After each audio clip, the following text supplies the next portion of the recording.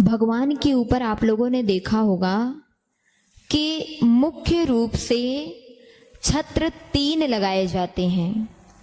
और छत्र 3 ही क्यों लगाए जाते हैं और उनका आकार इस प्रकार से क्यों होता है कि सबसे नीचे बड़ा होता है और सबसे ऊपर छोटा होता है, तो इसका कारण क्या है? तो पहले हम समझेंगे कि छत्र क्यों लगाए जाते हैं।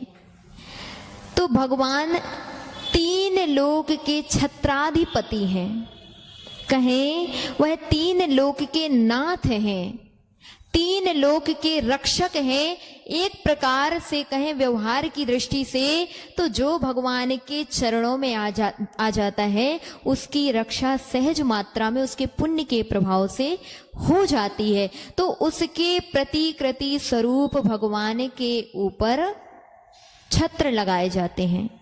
अब 3 ही छत्र क्यों लगाए जाते हैं? तो 3 छत्र का कारण है 3 लोक की नाथता स्वरूप 3 छत्र लगाए जाते हैं। और आप लोगों ने देखा होगा सबसे नीचे सबसे बड़ा, फिर उससे छोटा और ऊपर सबसे छोटा छत्र होता है। इसका कारण है कि 3 लोक का जो आकार है, सबसे नीचे की जो उसकी अवगाहना है वह 7 राजू है और ऊर्ध्व लोक के मध्य भाग की अवगाहना 5 राजू है और जहां सिद्ध शिला है वहां की अवगाहना 1 राजू है। तो इस प्रकार से 7, 5 और 1 सबसे बड़ा स्थान, फिर उससे बीच का स्थान और सबसे छोटा स्थान।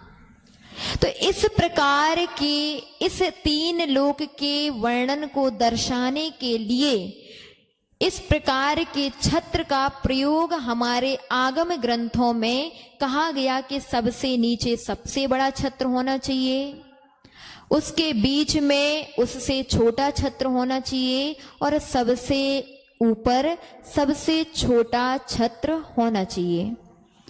अब आपने